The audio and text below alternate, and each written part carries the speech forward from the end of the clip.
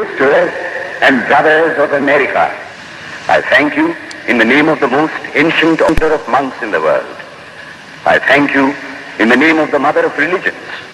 And I thank you in the name of the millions and millions of Hindu people of all classes and sects. My thanks also to some of the speakers on this platform who, referring to the delegates from the Orient, have told you that these men from far-off nations may well claim the honor of bearing to different lands the idea of toleration. I am proud to belong to a religion which has taught the world both tolerance and universal acceptance. We believe not only in universal toleration, but we accept all religions as true. I am proud to belong to a nation which has sheltered the persecuted and the refugees of all religions and all nations of the earth. I am proud to tell you that we have gathered in our bosom the purest remnant of the Israelites who came to southern India and took refuge with us in the very year in which their holy temple was shattered to pieces by Roman tyranny. I am proud to belong to the religion which has sheltered and is still fostering the remnant of the grand Zoroastrian nation. From the high spiritual flights of the Vedanta philosophy, of which the latest discoveries of science seem like echoes, to the low ideas of idolatry with its multifarious mythology, the agnosticism of the Buddhists and the atheism of the Jains, each and all have a place in the Hindu's religion. Where then, the question arises, where is the common center to which all these widely diverging radii converge? Where is the common basis upon which all these seemingly hopeless contradictions rest? And this is the question I shall attempt to answer. The Hindus have received their religion through revelation, the Vedas. They hold that the Vedas are without beginning and without end. It may sound ludicrous to this audience how a book can be without beginning or end. But by the Vedas, no books are meant. They mean the accumulated treasury of spiritual laws discovered by different persons in different times.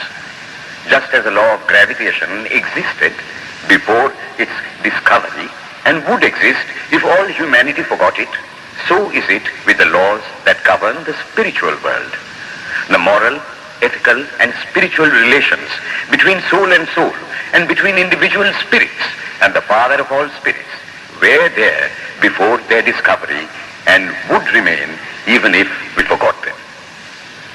The discoverers of these laws are called rishis, and we honor them as perfected beings. I'm glad to tell this audience that some of the very greatest of them were women. Here it may be said that these laws, as laws, may be without end, but they must have had a beginning. The Vedas teach us that creation is without beginning or end. Science is said to have proved that the sum total of cosmic energy is always the same. Then, if there was a time when nothing existed, where was all this manifested energy? Some say it was in a potential form in God. In that case, God is sometimes potential and sometimes kinetic, which would make him mutable. Everything mutable is a compound, and everything compound must undergo that change which is called destruction. So, God would die, which is absurd. Therefore, there never was a time when there was no creation.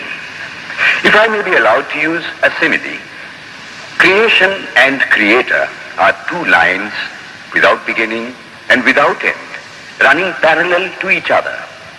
God is the ever-active providence by whose power systems after systems are being evolved out of chaos, made to run for a time and again destroyed. This is what the Brahmin boy repeats every day. The sun and the moon the Lord created like the suns and moons of previous cycles. And this agrees with modern science. Here I stand, and if I shut my eyes and try to conceive my existence, I What is the idea before me? The idea of a body. Am I then nothing but a combination of material substances? The Vedas declare, no. I am a spirit living in a body. I am not the body. The body will die, but I shall not die. Here am I in this body. It will fall, but I shall go on living. I had also a past. The soul was not created, for creation means a combination, which means a certain future dissolution. If then the soul was created, it must die. Some are born happy, enjoy perfect health with beautiful body, mental vigor, and all wants supplied. Others are born miserable. Some are without hands or feet. Others again are idiots and only drag on a wretched existence.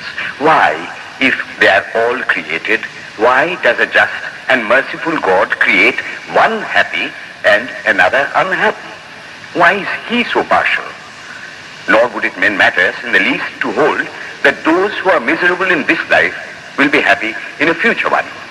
Why should a man be miserable even here in the reign of a just and merciful God? In the second place, the idea of a creator God does not explain the anomaly, but simply expresses the cruel fiat of an all-powerful being. There must have been causes then, before his birth, to make a man miserable, and those were his past actions. Are not all the tendencies of the mind and the body accounted for by inherited aptitude? Here are two parallel lines of existence, one of the mind, the other of matter. If matter and its transformations answer for all that we have, there is no necessity for supposing the existence of a soul. But it cannot be proved that thought has been evolved out of matter. And if a philosophical monism is inevitable, spiritual monism is certainly logical and no less desirable than a materialistic monism. But neither of these is necessary here. We cannot deny that bodies acquire certain tendencies from heredity, but those tendencies only mean the physical configuration through which a peculiar mind alone can act in a peculiar way. There are other tendencies peculiar to a soul caused by his past actions, and a soul with a certain tendency would, by the laws of affinity, take birth in a body which is the fittest instrument for the display of that tendency. This is in accord with science, for science wants to explain everything by habit, and habit is got through repetitions. So, repetitions are necessary to explain the natural habits of a newborn soul, and since they were not obtained in this present life, they must have come down from past lives. There is another suggestion. Taking all these for granted, how is it that I do not remember anything of my past life? This can be easily explained.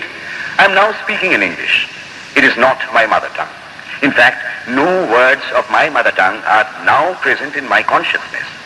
But let me try to bring them up. And they rush in. That shows that consciousness is only the surface of the mental ocean, and within its depths are stored up all our experiences. Try and struggle. They would come up, and you would be conscious even of your past life. This is direct and demonstrative evidence. Verification is the perfect proof of a theory, and here is the challenge thrown to the world by the rishis. We have discovered the secret by which the very depths of the ocean of memory can be stirred up. Try it, and you would get a complete reminiscence of your past life. So then, the Hindu believes that he is a spirit. Him the sword cannot pierce, him the fire cannot burn, him the water cannot melt, him the air cannot dry. The Hindu believes that every soul is a circle whose circumference is nowhere, but whose center is located in the body, and that death means the change of the center from body to body. Nor is the soul bound by the conditions of matter. In its very essence, it is free, unbounded, holy, pure, and perfect. But somehow or other, it finds itself tied down to matter and thinks of itself as matter. Why should the free, perfect, and pure being be thus under the thraldom of matter is the next question. How How can the perfect soul be deluded into the belief that it is imperfect? We have been told that the Hindus shirk the question and say that no such question can be there. Some thinkers want to answer it by positing one or more quasi-perfect beings and use big scientific names to fill up the gap. But naming is not explaining. The question remains the same. How can the perfect become the quasi-perfect? How can the pure, the absolute, change even a microscopic particle of its nature? But the Hindu is sincere. He does not want to take shelter under sophistry. He is brave enough to face the question in a manly fashion, and his answer is, I do not know. I do not know how the perfect being, the soul, came to think of itself as imperfect, as joined to and conditioned by matter. But the fact is a fact for all that. It is a fact in everybody's consciousness that one thinks of oneself as the body.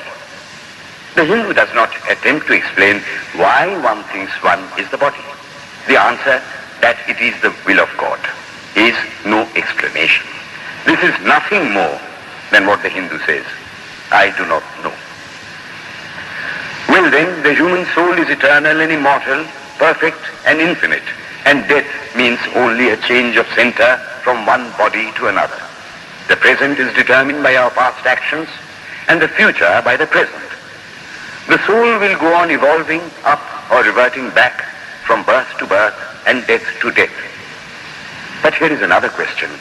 Is man a tiny boat in a tempest, raised one moment on the foamy crest of a billow and dashed down into a yawning chasm the next, rolling to and fro at the mercy of good and bad actions, a powerless, helpless wreck in an ever-raging, ever-rushing, uncompromising current of cause and effect, a little moth placed under the wheel of causation, which rolls on, crushing everything in its way, and waits not for the widow's tears or the orphan's cry? The heart sinks at the idea. Yet, this is the law of nature. Is there no hope? Is there no escape? Was the cry that went up from the bottom of the heart of despair. It reached the throne of mercy, and words of hope and consolation came down and inspired a Vedic sage, and he stood up before the world and in trumpet voice proclaimed the glad tidings. Hear ye, children of immortal bliss, even ye that reside in higher spheres. I have found the Ancient One who is beyond all darkness, all delusion. Knowing him alone, you shall be saved from death over again. Children of immortal bliss. What a sweet, what a hopeful name. Allow me to call you, brethren, by that sweet name, heirs of immortal bliss. Yea, the Hindu refuses to call you sinners. We are the children of God, the sharers of immortal bliss, holy and perfect beings. Ye divinities on earth, sinners, it is a sin to call a man so. It is standing libel on human nature. Come up, O lions, and shake off the delusion that you are sheep. You are souls immortal, spirits free, blessed and eternal. Ye are not matter, ye are not bodies. Matter is your servant, not you the servant of matter. Thus it is that the Vedas proclaim not a dreadful combination of unforgiving laws, not an endless prison of cause and effect, but that at the head of all these laws, in and through every particle of matter and force, stands one, by whose command the wind blows, the fire burns, the clouds rain, and death stalks upon the earth. And what is his nature? He is everywhere, the pure and formless one, the almighty and the all-merciful. Thou art our Father, thou art our Mother, thou art our beloved friend, thou art the source of all strength. Give us strength. Thou art he that beareth the burdens of the universe. Help me bear the little burden of this life. Thus sang the rishis of the Vedas. And how to worship him? Through love. He is to be worshipped as the one beloved, dearer than everything in this and the next life. This is the doctrine of love declared in the Vedas. And let us see how it is fully developed and taught by Krishna, whom the Hindus believe to have been God incarnate on earth. He taught that a man ought to live in this world like a lotus leaf, which grows in water, but is never moistened by water. So a man ought to live in the world, his heart to God and his hands to work. It is good to love God for hope of reward in this or the next world, but it is better to love God for love's sake. One of the disciples of Krishna, the then Emperor of India, was driven from his kingdom by his enemies and had to take shelter with his queen in a forest in the Himalayas. And there, one day, the queen asked him how it was that he, the most virtuous of men, should suffer so much misery. Yudhishthira answered, "Behold, my queen, the Himalayas. How grand and beautiful they are. I love them. They do not give me anything, but my nature is to love the grand, the beautiful. Therefore, I love them. Similarly, I love the Lord. He is the source of all beauty, of all sublimity. He is the only object to be loved." The Hindu does not want to live upon words and theories. If there are existences beyond the ordinary sensuous existence, he wants to come face to face with them. If there is a soul in him which is not matter, if there is an all-merciful universal soul, he will go to him direct. He must see him, and that alone can destroy all doubts. So, the best proof a Hindu sage gives about the soul, about God, is, "I have seen the soul, I have seen God." And that is the only condition of perfection. The Hindu religion does not consist in struggles and attempts to believe a certain doctrine or dogma, but in realizing, not in believing, but in being and becoming. Thus, the whole object of their system is by constant struggle to become perfect, to become divine, to reach God and see God. And this reaching God, seeing God, becoming perfect, even as the Father in heaven is perfect, constitutes the religion of the Hindus. And what becomes of a man when he attains perfection? He lives a life of bliss infinite. He enjoys infinite and perfect bliss, having obtained the only thing in which man ought to have pleasure, namely God, and enjoys the bliss with God. So far, all the Hindus are agreed. This is the common religion of all the sects of India. But then, perfection is absolute, and the absolute cannot be two or three. It cannot have any qualities. It cannot be an individual. And so, when a soul becomes perfect and absolute, it must become one with Brahma, and it would only realize the Lord as the perfection, the reality of its own nature and existence, the existence absolute, knowledge absolute, and bliss absolute. We have often and often read this called the losing of individuality and becoming a stock or a stone. He jests at scars that never felt a wound. I tell you, it is nothing of the kind. If it is happiness to enjoy the consciousness of this small body, it must be greater happiness to enjoy the consciousness of two bodies, the measure of happiness increasing with the consciousness of an increasing number of bodies, the aim, the ultimate of happiness being reached when it would become a universal consciousness.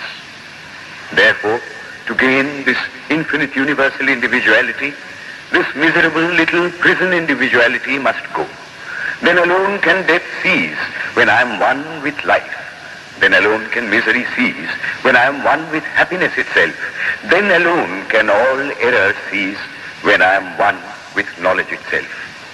And this is the necessary scientific conclusion. Science has proved to me that physical individuality is a delusion, that really my body is one little continuously changing body in an unbroken ocean of matter, and Advaita, or unity, is the necessary conclusion with my other counterpart, soul. Science is nothing but the finding of unity. As soon as science would reach perfect unity, it would stop from further progress, because it would reach the goal.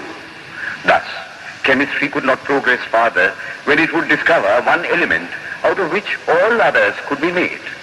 Physics would stop when it would be able to fulfill its services in discovering one energy of which all the others are but manifestations. And the science of religion become perfect when it would discover Him who is the one life in a universe of death. Him who is the constant basis of an ever-changing world, one who is the only soul of which all souls are but delusive manifestations. Thus is it, through multiplicity and duality, that the ultimate unity is reached. Religion can go no farther. This is the goal of all science. All science is bound to come to this conclusion in the long run. Manifestation and not creation is the word of science today. And the Hindu is only glad that what he has been cherishing in his bosom for ages is going to be taught in more forcible language and with further light from the latest conclusions of science. Descend we now from the aspirations of philosophy to the religion of the ignorant. The tree is known by its fruits. When I have seen amongst them that are called idolaters, men, the like of whom in morality and spirituality and love I have never seen anywhere, I stop and ask myself, can sin beget holiness? Superstition is a great enemy of man, but bigotry is worse. Why does a Christian go to church? Why is the cross holy? Why is the face turned toward the sky in prayer? Why are there so many images in the Catholic Church? Why are there so many images in the minds of Protestants when they pray? My brethren, we can no more think about anything without a mental image than we can live without breathing. By the law of association, the material image calls up the mental idea and vice versa. This is why the Hindu uses an external symbol when he worships. He will tell you it helps to keep his mind fixed on the being to whom he prays. After all, how much does omnipresence mean to almost the whole world? It stands merely as a word, a symbol. Has God superficial area? If not, when we repeat that word omnipresent, we think of the extended sky or of space. That is all. If a man can realize his divine nature with the help of an image, would it be right to call that a sin?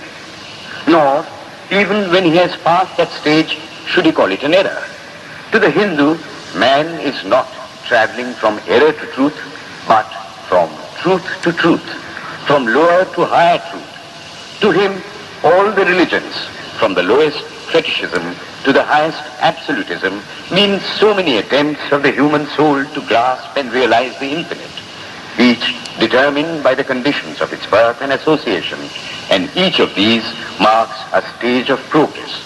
And every soul is a young eagle soaring higher and higher, gathering more and more strength till it reaches the glorious sun. Every other religion lays down certain fixed dogmas and tries to force society to adopt them. It places before society only one coat which must fit Jack and John and Henry all alike. If it does not fit John or Henry, he must go without a coat to cover his body. The Hindus have discovered that the absolute can only be realized or thought of or stated through the relative, and the images, crosses and crescents are simply so many symbols, so many pegs to hang spiritual ideas on. It is not that this help is necessary for everyone, but those that do not need it have no right to say that it is wrong, nor is it compulsory in Hinduism. One thing I must tell you, idolatry in India does not mean anything horrible. It is not the mother of harlots.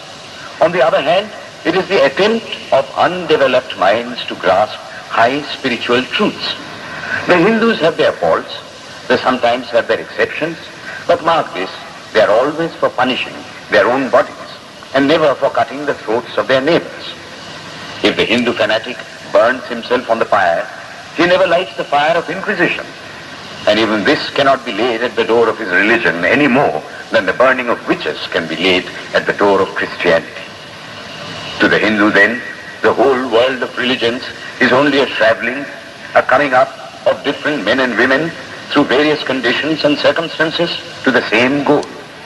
Every religion is only evolving a God out of the material man, and the same God is the inspirer of all of them. Why then are there so many contradictions? They are only apparent, says the Hindu. The contradictions come from the same truth, adapting itself to the varying circumstances of different natures.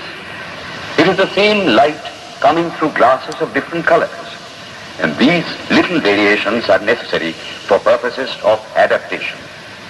But in the heart of everything, the same truth reigns. The Lord has declared to the Hindu in his incarnation as Krishna, I am in every religion as a thread through a string of pearls. Wherever thou seest extraordinary holiness and extraordinary power raising and purifying humanity, know thou that I am there. And what has been the result? I challenge the world to find throughout the whole system of Sanskrit philosophy any such expression as that the Hindu alone will be saved and not others. Says Vyasa, we find perfect men even beyond the pale of our caste and creed. One thing more, how then can the Hindu, whose whole fabric of thought centers in God, believe in Buddhism, which is agnostic, or in Jainism, which is atheistic? The Buddhists or the Jains do not depend upon God, but the whole force of their religion is directed to the great central truth in every religion, to evolve a God out of man. They have not seen the Father, but they have seen the Son. And he that hath seen the Son hath seen the Father also. This, brethren, is a short sketch of the religious ideas of the Hindus.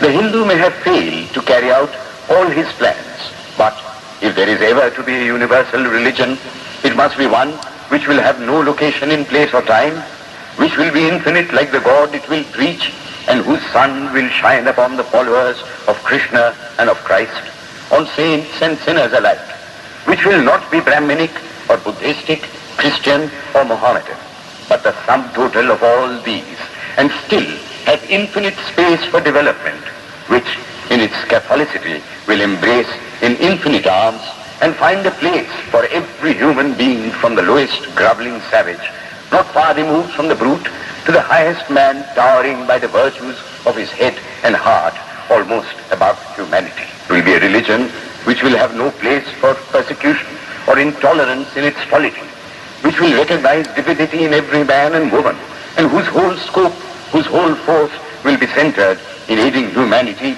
to realize its own true divine nature. May he, who is the Brahma of the Hindus, the Ahura Mazda of the Zoroastrians, the Buddha of the Buddhists, the Jehovah of the Jews, the Father in heaven of the Christians, give strength to you to carry out your noble idea. The star arose in the east. It traveled steadily towards the west, sometimes dimmed and sometimes effulgent, till it made a circuit of the world, and now it is again rising on the very horizon of the east, the borders of the sun pole, 1,000-fold more effulgent than it ever was before.